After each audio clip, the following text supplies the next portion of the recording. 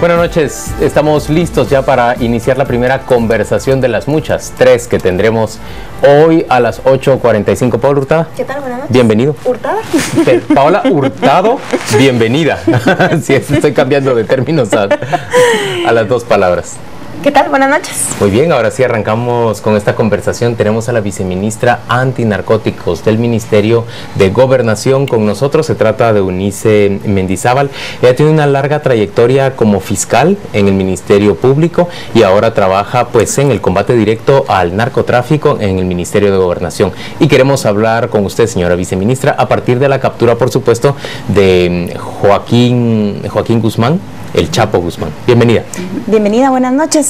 Cuando se conoce la captura del señor Guzmán y se piensa en Guatemala, se toma en cuenta que se habla que el cártel de Sinaloa tiene controlado principalmente el mercado de drogas sintéticas en este país. ¿Qué implicaciones podemos prever en el corto y mediano plazo con respecto de ese trasiego de precursores, drogas semielaboradas o terminadas rumbo a Estados Unidos después de la captura del Chapo? Ya. Bueno, mire, primero déjeme contarle que en el tema de precursores nosotros hemos generado un trabajo muy importante a partir del año 2012. Efectivamente, Guatemala tenía una enorme cantidad de importación ilegal de precursores, pero lo que hacemos es que empezamos a generar reuniones bilaterales con China. Le acreditamos a China documentalmente, con expedientes del Ministerio Público, que el 91% de los precursores ingresados a Guatemala en forma ilícita eran procedentes de China. A través de reuniones bilaterales, por supuesto a través de la Cancillería, les solicitamos que ellos desde allá, como país productor y exportador de precursores, generen mejores controles. Después de un poco más de un año de estas reuniones bilaterales, pues logramos un resultado muy notable, muy importante para Guatemala, México y Centroamérica, y lo que nos responde China oficialmente es que de acuerdo a todos esos controles ellos lograron determinar efectivamente que las entidades a las cuales venían a Guatemala no eran normales, que las entidades dentro de las cuales se exportaba desde China no eran normales, y todos esos controles allá lo que hacen es que generan una disminución dramática de la exportación de precursores para Guatemala, Centroamérica y México. ¿Y esos precursores eran traídos por grupos cercanos al cartel de Sinaloa? Efectivamente eran traídos a Honduras, a veces a Guatemala, ¿ya? Y de aquí eran transportados a México. Pero lo importante, de acuerdo a la pregunta que usted me genera inicialmente, es que en el año 2013 disminuyó drásticamente la importación ilícita de precursores en Guatemala, en tal sentido que lo que en el año 2012 incautamos, que fueron más de 24,000 unidades, en el año 2013 incautamos un poquito más de 1,600 unidades de precursores. Entonces realmente Guatemala ya no es el centro.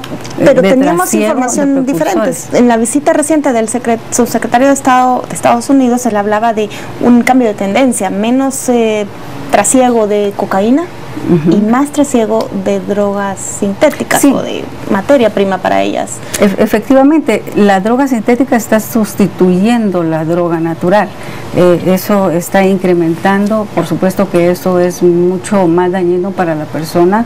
Hay personas que puedan estar consumiendo droga natural, la marihuana por ejemplo, durante años, mientras que la droga sintética en un año está matando a las personas, ¿ya?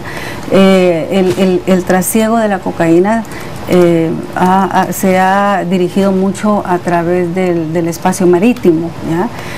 Efectivamente en Guatemala se han generado muchísimos más controles. En nuestro espacio aéreo, por ejemplo, tenemos la Fuerza de Interdicción Aérea y Antiterrorista FIAT. Eso nos ha protegido el espacio aéreo, ha traído la disminución de las trazas con droga para Guatemala casi a cero. Estamos fortaleciendo nuestras fronteras de México y Guatemala con la Fuerza Terrestre de Tecumán. Pero así como usted lo plantea, es que prácticamente estamos ganándole la guerra al narcotráfico, cuando en términos reales el cartel de Sinaloa ha tenido una gran presencia en territorio guatemalteco. ¿O soy yo quien se equivoca, señora viceministra? No exactamente. Mire, es imposible que nosotros hablemos, por ejemplo, de que vamos a incautar en Guatemala las supuestas 300 toneladas que aparentemente llegan a Estados Unidos, pero lo que sí podemos hacer en Guatemala es fortalecer nuestras fronteras, hacerles más difícil el terreno al crimen organizado para que ellos busquen otros caminos. Y eso es efectivamente lo que ha sucedido. El hecho de que hayan menos incautaciones, eso es consecuencia de que hay más controles. Hay una concepción equivocada de que en cuanto más controles, más incautaciones. Pero volvamos al tema del Sinaloa y de su líder hasta este momento mayor, el señor Guzmán. ¿Qué implicaciones tiene para Guatemala que caiga el líder del Sinaloa? El señor Guzmán, aunque se hablara que ya estaba bastante cercado y que había delegado funciones, usted como viceministra, ¿qué implicaciones puede prever? Bueno, mire, déjeme decirle que efectivamente la captura del señor Guzmán ha sido emblemática, es una captura muy importante por todo el historial que este personaje ha tenido. México ha hecho un extraordinario trabajo con esta captura, pero también permítame decirle que de acuerdo a los análisis que nosotros hemos realizado, pues el señor Guzmán ya estaba bastante debilitado, ¿ya? Si bien es cierto, aún dirigía de alguna manera cierta parte del cartel, no es el único que lo dirigía, ¿ya? Detrás de él hay 2, 3 personas muy importantes más que se quedan a cargo. Habría que esperar el acomodamiento que estas personas puedan generar en México, pero realmente en Guatemala lo que tenemos nosotros son colaboradores de estos cárteles, ¿ya? Que permiten y facilitan el trasiego de la droga. Pero realmente no podemos hablar de que el cartel de Sinaloa esté establecido en Guatemala, por ejemplo. Y esos grupos que colaboran con una organización como el cartel de Sinaloa, a la vez que colaboran con ese cartel, ¿colaboran con algún otro o tienen que mantener su lealtad única a los de Sinaloa, por ejemplo? No, efectivamente, mire, dentro de esas organizaciones no existe la palabra lealtad, ¿ya? Dentro de esas organizaciones se tumban drogas dentro de ellos mismos, ¿ya? Lo que sucede ahora es de que, como decíamos antes, muerto el rey, viva el rey, ahora tendrán que ser otros los que lideren estos grupos y estas personas pues empezarán a negociar con estos nuevos líderes. Realmente la captura de los capos es bien importante, pero eso no significa que las estructuras se acaben o se debiliten, ¿ya? Por eso es que el señor ministro de Gobernación muy atinadamente le está apostando y está trabajando muy duro en el debilitamiento económico de las estructuras criminales. Usted hablaba de eso antes de entrar al aire, atacar el sistema financiero y económico de esos grupos. Hablaba de la ley de extinción de dominio, hacíamos un poco la comparación que es más fuerte la ley de extinción acá en Guatemala que en México, pero aplicándolo para el caso guatemalteco, ¿cómo podrían afectar a los que hacen negocios con el cártel de Sinaloa a partir de este suceso? Mire, nosotros tenemos una ley de extinción de dominio fuertísima.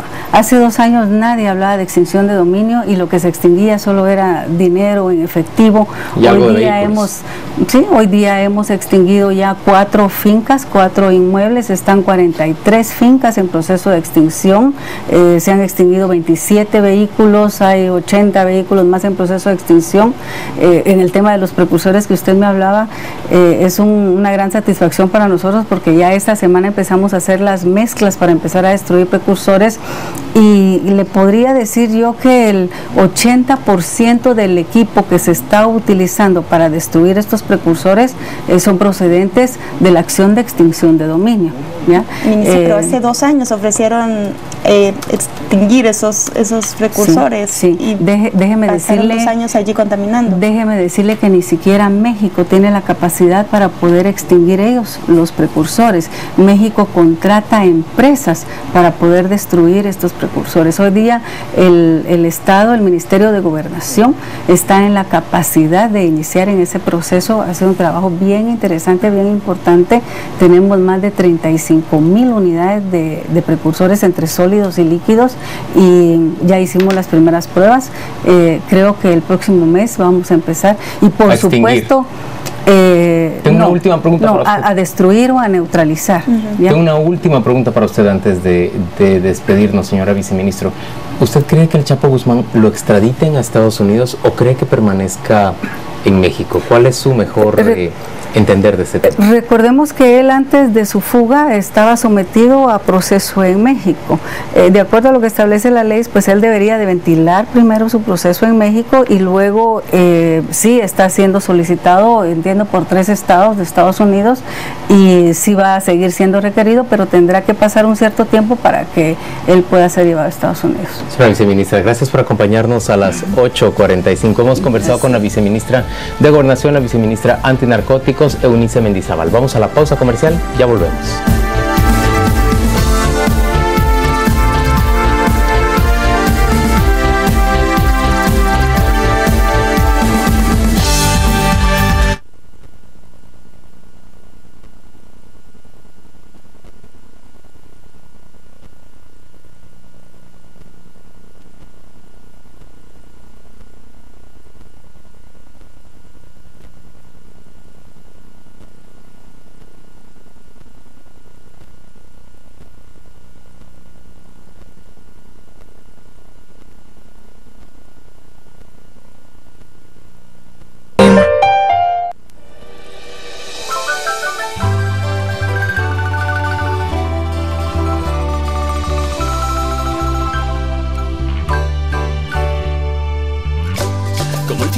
Yo de mi tierra, lugar de fe y cosas muy bellas, lugar que me dio el primer respiro, en aquel pueblito me vio nacer. Mi vida está en esta bella tierra, de gente linda, de gente buena, y por el resto de mis días quiero gritarle al mundo que no se olvida de dónde se viene, es como un vientre, es tierra que te vio crecer, no se olvida de dónde se viene.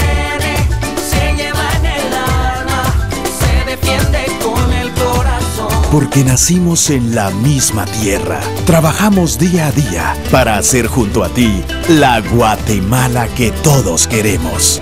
Banco Industrial, siempre de tu lado. Pasión por la vida es brindar esperanza a nuevos corazones. Es contar con todo lo necesario para que te sientas sano de nuevo. Es saber que puedes llegar por tierra o por aire y allí te estaremos esperando. Es confiar en nuestras manos para alcanzar tus metas. Centro Médico, pasión por la vida. Things, cosas y regalos. Arreglos, empaques entre globos, peluches, variedad de tarjetas. Things, cosas y regalos. Todo para sorprender a los que quieres. Encuéntranos en Avenida Las Américas, 7-30, Zona 13. La emoción de ver a su hijo en la cancha con los mayores cracks del mundo. Qué bueno que viniste a celebrar nuestros 40 magníficos años y a participar por uno de los 40 viajes a la Copa Mundial de la FIFA. I'm glad you came. Un sueño que solo McDonald's puede hacer realidad. Vive tu sueño en McDonald's.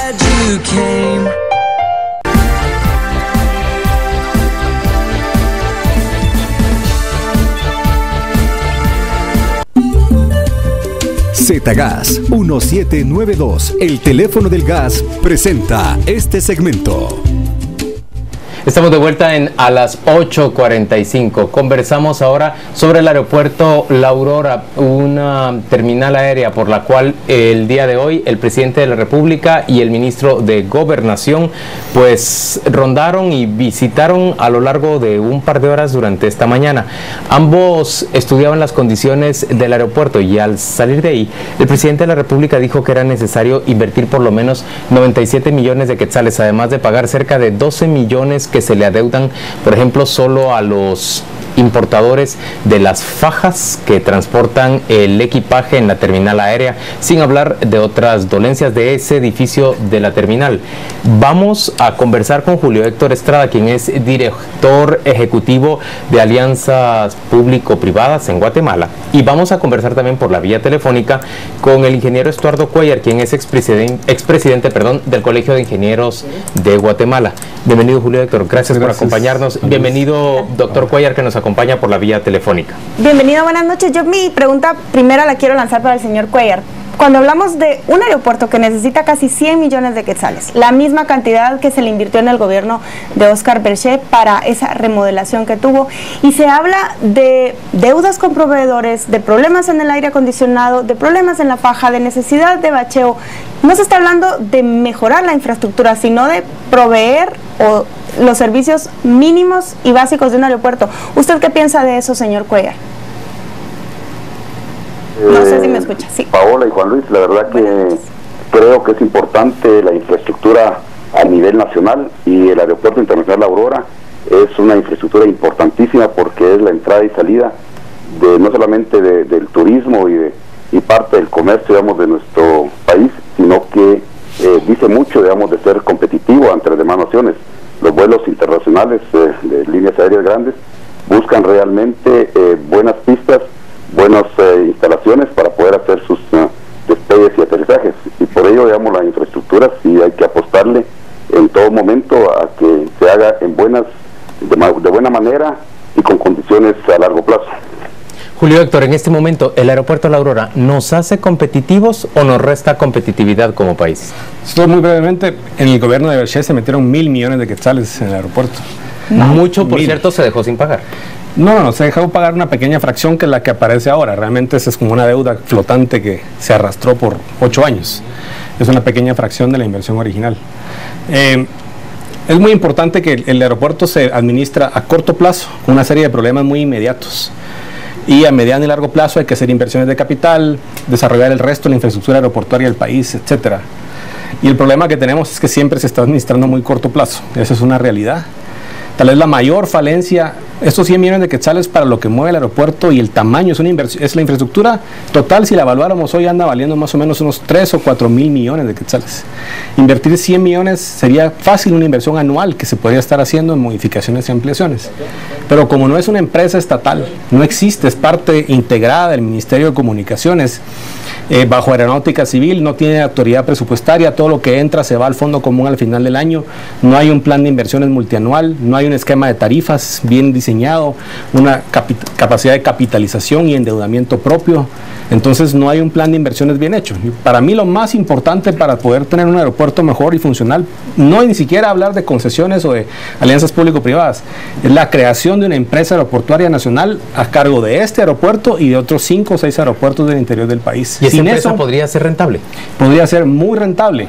Nosotros hemos estimado que podría estar generando un flujo de caja libre cercano a unos 80 o 100 millones de quetzales al año el aeropuerto, porque tiene más de 2 millones de pasajeros sin deuda, y son activos que valen 4 mil millones de quetzales, que podrían hacerse para financiar la construcción y ampliación de Cobán, la construcción y ampliación de Puerto Barrios. Julio Héctor, ¿y si nuestro aeropuerto puede ser rentable? Punto número 1, ¿por qué no lo hacemos rentable? Punto número 2, ¿por qué lo mantenemos todo el tiempo en lo que parecen ser andrajos? Porque de verdad está capturado en un esquema presupuestario que no le corresponde, ¿sí? Vienen los fondos para cuando se abre el cupo de cuota financiera que hubo que resolver este año entre cuota y cupo y CDP, CDF, empieza a hacer las contrataciones, pero cuando llega al final del año los fondos que ingresan ni siquiera se gastan en su totalidad, se van a fondo común, depende de los techos y la asignación de cuotas que tenga el Ministerio de Comunicaciones en manera integrada. Y no puede hacer planificaciones e inversiones multianuales. Empecemos porque está intervenido.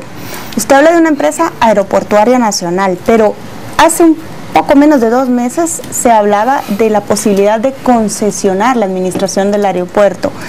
Hay 3 posibilidades y ahora dijo el presidente que se mantiene la intervención. ¿Cómo hablar de esas otras 2 si la entidad está cercada por esa figura del interventor y han cambiado 4 veces en esta administración de gobierno? Sí, es lo que decía al principio, está atrapada en un día a día. Hay que cumplir los requerimientos para que no nos desertifiquen, hay que conseguir pequeña inversión para pagar el aire acondicionado, la factura de luz. Está atrapada en un día a día y dentro de las prioridades el gobierno ha tenido un enfoque muy fuerte en el tema de seguridad y creo que una mala suerte o algún tipo de malas determinaciones alrededor de elegir a la gente porque ha estado cambiando mucho. Sin embargo, La intervención no cambia la figura administrativa. Eso es bien importante, es una intervención atípica porque realmente es un director de aeronáutica que es reemplazado por alguien que es dirigido directamente de presidencia, pero no cambia su estructura administrativa, no cambia su estructura presupuestaria, sus fuentes de origen de fondos, su capacidad de inversión. Lo importante, y la concesión, digamos, o la alianza público-privada, yo sería el primero en decir hagamos algo interesante si a mí me toca estructurar y darles forma como entidad pública. Pero de veras, el Estado tiene que arreglar la institución y pasarse algunos, digamos, temas un poco complejos de estructurar un aeropuerto que tiene gastos operativos altos, reestructurar las tarifas que cobra, por ejemplo, a todo el sistema alrededor de hangares y toda la aeronáutica civil, que tiene tarifas muy bajas. Por el metro cuadrado. Movilizar un poco y reestructurar las instalaciones militares y otras, y después de eso yo les puedo asegurar que los fondos del mismo aeropuerto alcanzan para hacer cosas muy interesantes sin pasar a manos privadas. Más adelante creo que se puede involucrar en algunas partes operadores privados, pero tenemos una infraestructura que vale muchísimo dinero y por unas pequeñas inversiones no lo vamos a pasar a manos privadas. Se puede hacer desde la administración pública. Ingeniero Cuellar, usted nos acompaña por la vía telefónica. ¿Cuáles diría usted que son las obras prioritarias para mejorar las condiciones del aeropuerto La Aurora? ¿Acaso la pista de taxeo, mover los hangares? Sí, la verdad que son varias las obras de infraestructura que se quedaron planificadas para una segunda fase que nunca se llevó a cabo. Esa segunda fase contemplaba cabal el movimiento de la pista de taxeo, porque hoy en día los aviones de ala ancha necesitan más espacio y representa más distancia entre pista central y la pista de taxeo. Eso representaba mover hangares que están concesionados a personas particulares, a empresas particulares, y ahí hubo un poco de oposición. Yo creo que eso es importantísimo hacerlo antes de pensar en un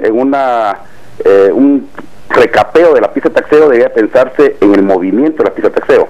Independientemente, todas las vías de acceso al aeropuerto deben ser vías rápidas.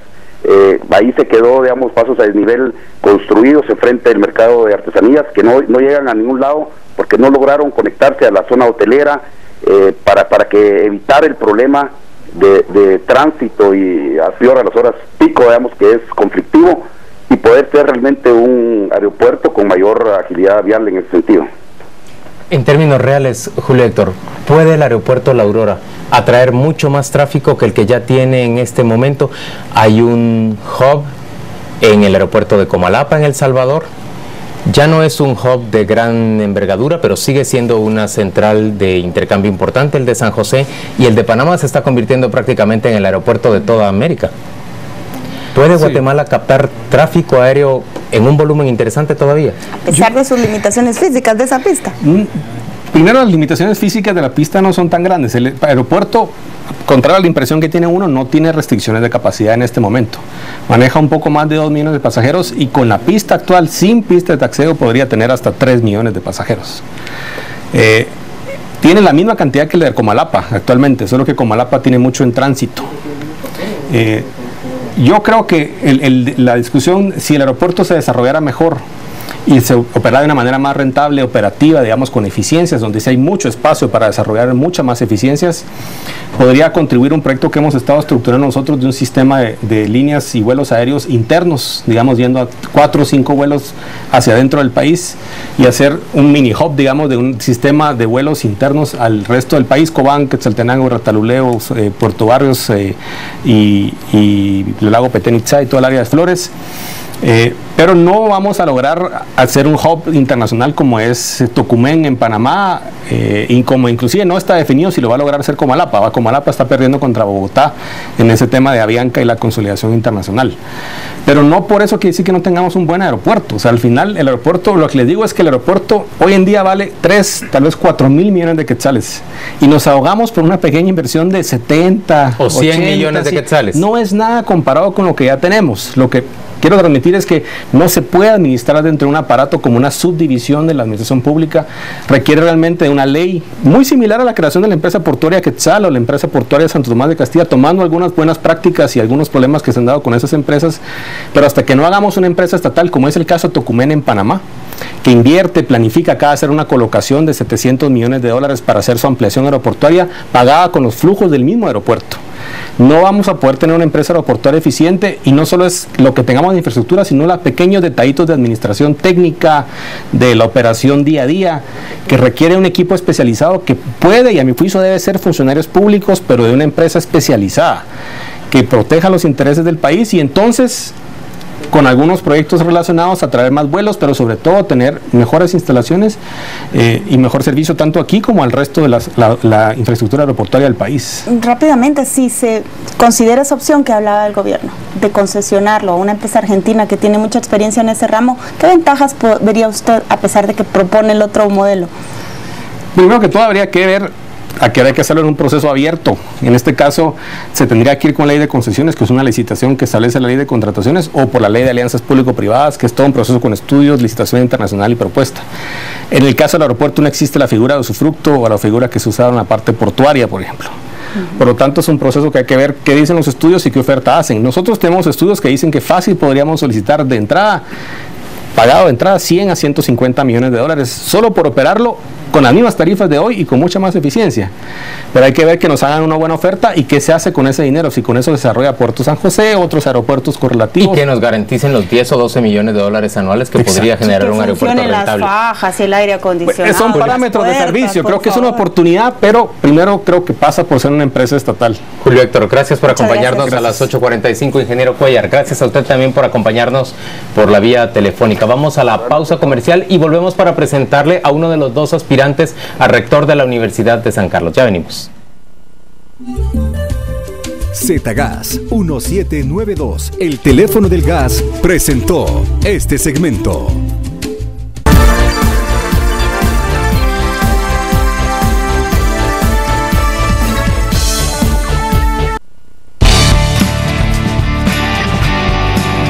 Estamos presentando a las 8:45.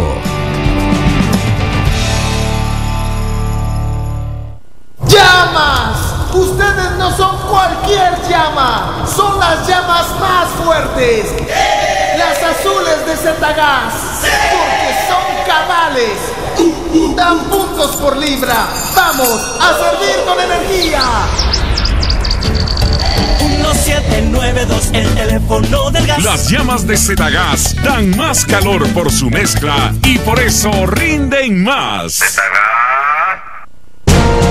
Aquí, todas las mañanas nos despertamos con un sueño nuevo y trabajamos como siempre y como nunca para cumplirlo. Aquí no existe el no sé y tampoco el no se puede. Y si alguien necesita una mano, le damos las dos. Aquí, las limitaciones son motivaciones. Así somos. Así es Guate. Somos Energuate, luz de mi tierra. Todos están hablando de lo mismo, de lo deliciosos que están los nuevos Econocombos de Burger King. Disfruta el nuevo napolitano con carne a la parrilla, queso, tomate y jamón, con soda, papas medianas y mini sundae por solo 25 quetzales. ¡Qué buen trato! Solo en Burger King.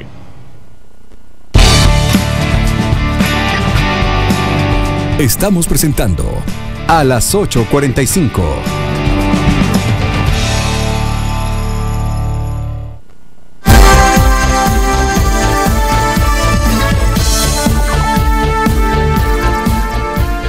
De vuelta a las 8:45, vamos a presentarle a Ada Alvarado. Ella es química bióloga de primera profesión. Química bióloga es correcto, ¿verdad? Química farmacéutica de primera profesión. Luego tiene 2 maestrías y está por concluir, no ha terminado todavía su trabajo de tesis, un doctorado en educación.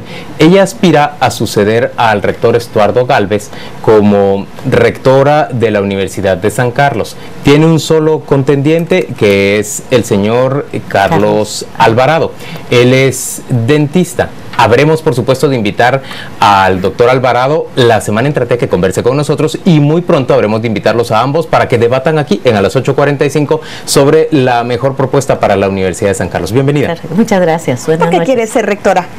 Pues quiero hacerlo porque estamos convencidos, docentes, estudiantes y egresados de las diferentes unidades académicas, que la universidad necesita un cambio profundo. Necesita una reforma universitaria integral, necesita el ejercicio y la práctica de valores, de principios y valores, necesita fortalecer su academia en primer lugar. Y estamos muy conscientes que no ha transitado la Universidad de San Carlos de Guatemala, nuestra querida universidad estatal, no ha transitado en los últimos años por el camino que debe transitar. ¿Usted sabe que la Universidad de San Carlos se encuentra más abajo de la posición 250 del ranking de universidades en el continente americano? La Universidad de Guatemala, la Universidad Estatal, no logra ingresar en una de las posiciones más relevantes en ese ranking de universidades. ¿Qué se necesita para mejorar la calidad de la USAC? Necesitamos hacer énfasis primordialmente en lo académico, en la academia, en la docencia, en la investigación y la extensión. Debemos concentrarnos en hacer esfuerzos grandes en nuevos programas de formación docente básica para que la docencia eleve su nivel, para elevar el nivel académico. Necesitamos igualmente hacer más énfasis y apoyar más la investigación, dedicar más recursos a la investigación. Necesitamos cambios curriculares, cambios de estructura de la universidad para que realmente pueda atender a las necesidades del siglo XXI, de la educación superior para estas épocas. La universidad ha dado grandes productos a la sociedad guatemalteca, pero ha llegado un momento en que no puede seguir como está. Es indispensable ese cambio, es indispensable que asumamos la dirección de la universidad, grupos académicos sin intereses políticos ni mucho menos político-partidistas, sino que académicos verdaderamente comprometidos con esa misión que tiene la universidad, esa misión que le otorga la Constitución Política de la República de Guatemala, de formar profesionales de un alto nivel académico y de hacer propuestas para la solución de la problemática nacional. Investigación, necesidades actuales y profesionales de alto nivel académico ha mencionado usted. Precisamente las universidades latinoamericanas no entran en ese ranking mundial por la investigación, porque aún es muy deficiente. Y en el caso de la Universidad de San Carlos, a raíz de los señalamientos de plagio en la tesis doctoral de un precandidato a la presidencia, yo particularmente he revisado los reglamentos y esa palabra no está. No hay ni en la ley general de la universidad ni en las escuelas de posgrado contemplar qué medidas, qué regulaciones hay para que la investigación sea óptima y que los estudiantes no recurran a copiarse entre sí o a otros autores. ¿Usted cómo plantea esa investigación de alto nivel que dice que urge en la universidad? Nosotros la planteamos que debe ser una investigación, primero, que fortalezca los centros de investigación que ya tiene la universidad, más apoyo presupuestario, porque las cantidades de presupuesto que actualmente se le dan a la investigación son mínimas. Y dentro de esos centros de investigación y nuevas investigaciones que se promuevan en las unidades académicas, debemos velar por esa calidad de investigación, atendiendo a los estándares, a los requisitos que establecen, por ejemplo, las revistas indexadas de mayor impacto. Nosotros tenemos que aspirar a que nuestra investigación llegue a ese nivel, y para eso hay que hacer una reestructura del sistema de investigación de la universidad. Usted nos habla de mejorar la calidad docente de la Universidad de San Carlos, pero en términos reales, un buen porcentaje de docentes de la universidad son prácticamente inamovibles, y muchos de ellos, presumo yo, no tendrán el menor interés de capacitarse y mejorar su nivel académico.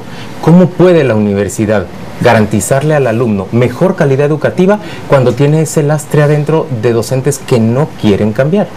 Fíjese que la situación es la siguiente. Hay una cantidad de docentes que sí tienen un carácter inamovible, pero no son la mayoría. Hay muchos docentes con calidad de interinos y docentes de 1 hora o 2 horas. ¿Y el rector tiene capacidad para forzarles a capacitarse so pena de perder su plaza? El rector, la rectoría tiene la capacidad de promover dentro de la universidad la adopción de nuevos modelos, y tiene dentro también de su capacidad la posibilidad de apoyar y fomentar que se haga la reforma universitaria, en la cual deben haber toda una serie de cambios en los sistemas de evaluación, en los sistemas de promoción docente, en los sistemas de incentivos también, porque creemos que para los docentes que ya están en una forma fija, mucho incentivando precisamente la investigación, que hagan investigación, eso va a ayudar a favorecer el nivel, y estamos seguros que hay docentes interesados, sí, en mejorar y en capacitarse, pero también es un elemento indispensable que los docentes nuevos que van ingresando entren a un sistema de formación docente, donde se empiece desde el principio a fomentar en ellos sus capacidades de investigación, de docencia, y también su proyección, porque la universidad pues tiene que trabajar en forma correlacionada la investigación, la docencia y la extensión o el servicio. Y la calidad del alumno que ingresa. Hace un tiempo escuché que el promedio de tiempo para graduarse casi rozaba los 10 años. ¿Cuánto cuesta eso? Y al final, ¿a dónde lleva? ¿Qué calidad de profesionales? Sí, la calidad de los alumnos tiene mucho que ver las diferencias en diferentes carreras. En las carreras del área científica, tecnológica, los promedios son unos 7 años, 5 de estudios, de pensum de estudios, y luego el EPS y la elaboración de una tesis. O sea que ese es un promedio aceptable, porque el EPS les lleva entre 6 meses a 1 año, y luego 1 año de hacer la tesis, la investigación, digamos, final. Así es que en esas áreas el promedio es menor. En las áreas donde se prolonga un poco el periodo para graduarse, o los años de estancia en las universidades, en las áreas sociales, donde el estudiante universitario también es trabajador. Claro. ¿Verdad? Entonces ahí... Y va en jornada vespertina normalmente. Normalmente. Doctora, ¿cuándo se produce la elección? Son 3 cuerpos los que eligen al rector: estudiantes, docentes y profesionales. Y profesionales. ¿Cuándo arranca el proceso? La elección está programada para el 24 de marzo, exactamente de hoy en un mes. ¿En los 3 cuerpos? En los 3 cuerpos, el mismo día. Ese día concurren a votar estudiantes de las 10 facultades, docentes de las 10 facultades y los egresados de San Carlos que pertenezcan a cualquiera de los 13 colegios profesionales que hay en el país. En esa oportunidad es una elección indirecta, porque ese día van a votar por planillas electorales que se integran en el sector estudiantil, en cada cuerpo, sector estudiantil, sector docente y egresados. Pero está bien claro qué planilla apoya a qué aspirante a la rectoría. Sí, las planillas, digamos, pertenecen o están identificadas con un grupo, con uno de los grupos que está proponiendo candidaturas. Doctora, tenemos que terminar ya la conversación, pero le voy a decir que antes de despedirla, tengo que transmitirle una pregunta que me envían por vía de Twitter. La pregunta es: ¿qué tendría que hacer la Universidad de San Carlos para impedir que ocurran casos como el del señor Valdizón, recientemente denunciado o descubierto en la revista Contrapoder, de una tesis de doctorado copiada por lo menos en el 47% de otras fuentes? Para evitar que casos similares se vuelvan a producir, así es. Rigurosidad académica, realmente esa línea la universidad la tiene que aplicar. Tenemos que ser rigurosos en todos nuestros programas, y los programas de posgrado, que también dentro de nuestro plan de trabajo está contemplado elevar el nivel tanto del pregrado como el nivel del posgrado, y ahí pues obviamente hay que hacer una revisión de todos esos programas para que sean verdaderas maestrías y doctorados en ciencias, programas en los que se aplique investigación, y que las tesis pues sean tesis verdaderamente refrendadas, tesis bien hechas y con resultados novedosos, o sea que haya realmente investigación en los programas de posgrado. Esa característica. ¿Se animaría usted como cabeza de ese Consejo Superior Universitario a retirarle el grado académico a alguien que presumiblemente va a ser presidente de la República? Si se es comprobado que su tesis es un plagio, sí, tiene que ser así.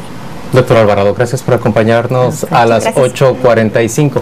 Vamos a ir a la pausa comercial, pero les recordamos, la semana entrante vamos a invitar al doctor Carlos Alvarado para que venga también a conversar con nosotros. Y me dicen que no vamos a ir a la pausa comercial, sino que vamos a ir directamente a ofrecerles ya la información.